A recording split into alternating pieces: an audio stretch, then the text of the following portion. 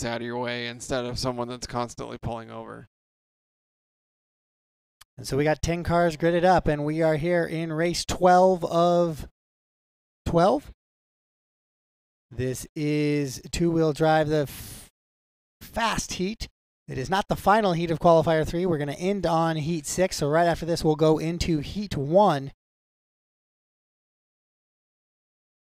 Although we expect we'll know what the top 20 will look like after this heat is over, because we don't expect to see anybody in the first 5 heats of the next first 5 heats of the schedule anyway. So you see Cavallari getting up on 2 wheels there, going through the sweeper.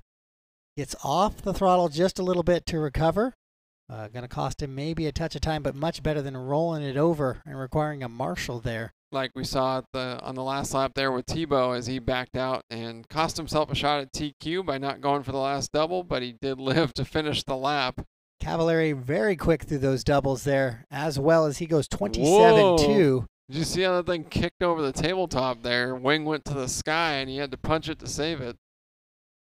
That might be what we've been seeing when we were on that left-hand camera. Guys coming down a little front wheels first with the inputs already provided in the back, just not sticking as it comes down.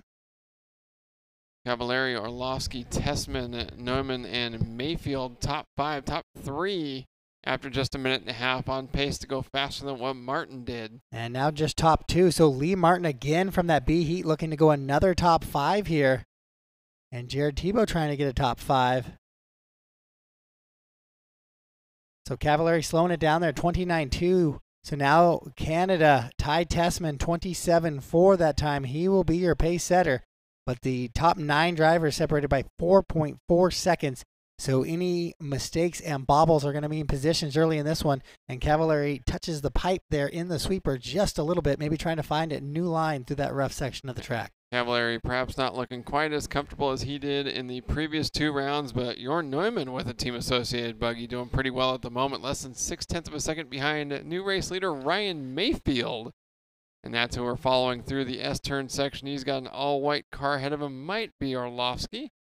With his first Worlds with the Yokomo buggy here for Ryan. And there we see it in the fast heat going with the single in that third double. We wondered how far up it went. Yeah, and the answer is to potentially top qualifier. Ryan Mayfield on a new TQ run, 11.502, despite not doubling that third double.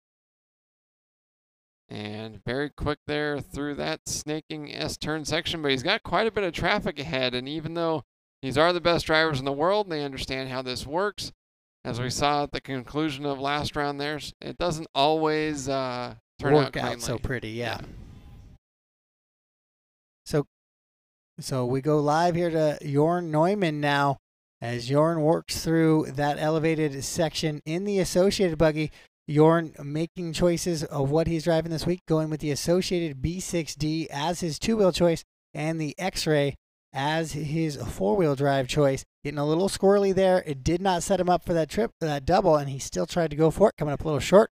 Able to drive through it as he sits in that 2 spot. Ronafalk now up to 3. But it is only Ryan Mayfield better than the time of Lee Martin, 11.503. As we continue back with Mayfield. Oh, Mayfield hard into the tube there in those switchback 180s. I really feel that the traction maybe has gone down a little bit as the moisture has come back up with the lights on and the sun down, as Mayfield trying to drive out of some of that back traffic there. But that long lap is going to cost him that top spot, as Neumann now will go to the top spot. But Lee Martin's time now good enough with 1 minute to go on an 11.504 with a 5 for possible TQ as we head back to the German driver here in Jorn Neumann with the yellow wheels and black wing up over the triple. Lands on the top of the tube there, but it kicks back into the center of the track. So a lot of mistakes here out of some of your top drivers, maybe pushing a little bit for TQ here, as Ronafalk now goes to the top spot on 11.504, just 30 seconds to go in this one.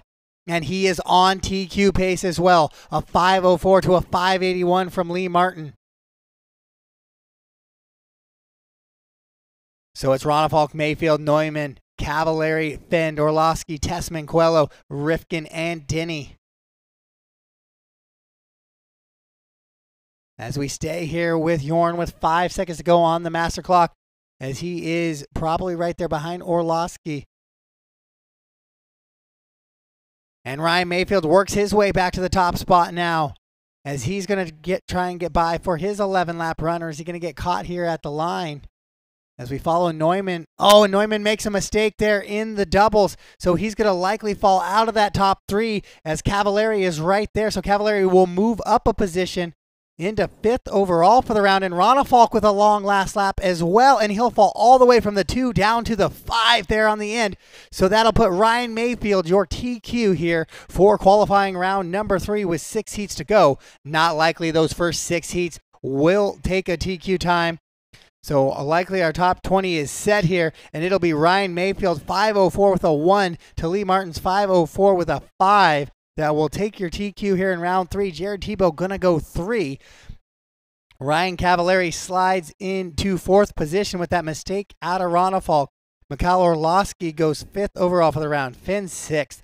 David Ronafalk slips to 7th overall for the round. Last lap mistake there. Jorn Neumann, also a last lap mistake, goes to 8th. Spencer in the 9th, and Yuski gets a 10th. So we're gonna head down to Aaron here for the Spektrum pit report and catch up with some racers. Grabbing a new TQ run here in round number 3. Ryan Mayfield, your best run of the day so far. Yeah, I mean, it wasn't a great run. I mean, I don't think there is such thing as a great run out there, to be honest. I mean, if anybody else is driving the way I just drove, it is on pins and needles, to say the least. I mean, it's so difficult to see with the dark pipe, the dark track, and the changing track conditions. There's like super loose patches, and then there's like super grippy patches, and it's just it's unreal. It's unreal to describe. So I had no idea what was going to happen. I just knew, like, I had a little bit of a slow second to last lap, maybe last lap, and I didn't know. So I just tried to finish strong, and it didn't feel like a TQ run, but I guess it was. So I'll take it. I need the points. First 2 didn't go great, but yeah, I'm glad to end of the day on a high note. You've been working on the car at all? Yeah, a lot. I've been changing a lot every run. That time I dropped the oil a little bit and changed some roll center stuff, but I still don't know what to do, man. I mean, like I said, I drove so calm and mild, and I still felt like I was just on the verge of crashing everywhere. Obviously, everybody was crashing and making mistakes, so, I mean, like I said, I'm just glad to end the day with something to go into tomorrow. I had a 9 and a 12 going into that. So we'll just go get some sleep. It's been a long day, and we'll see what happens tomorrow. Thank you, Ryan. Thanks. Ryan grabbing the top qualifying spot, and then second here in this round. Still looking 4th overall, but second there in that heat. How'd that run go for you? You know what? It started off really good. I had, some good solid laps, and then I ended up making a mistake coming on the straightaway, which wasn't really that bad.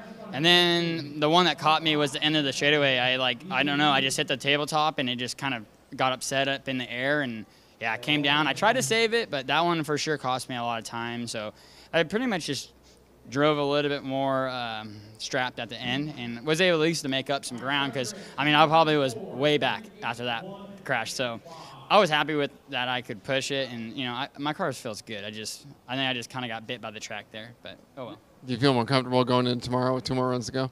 Yeah, I think the confidence is good. The car is really good. I mean, you get through the jump sections. Everything else now is becoming a little bit easier. Just at night, it's hard to see. So, I mean, I could have just hit a little bit of like a bump that I would typically see in the day. So, oh well.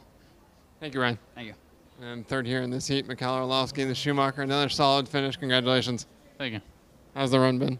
It was difficult. The lighting isn't the best, and it's hard to see on the track. Cars are going faster than you think it's going faster, but yeah, it's very difficult to drive. How much have you changed the car throughout the day? Not so much, actually. After free practice, we made some changes to get more traction, and then we tried something for Q2, but it wasn't the best. So we went back for the last round, but it was better. But I just made some mistakes. Do you feel confident going in tomorrow? I think so. I have a good pace, and tomorrow first qualifications will be on a good track with good lightning. So hopefully I will be able to get some good points. Thank you, Mikhail. Thank you.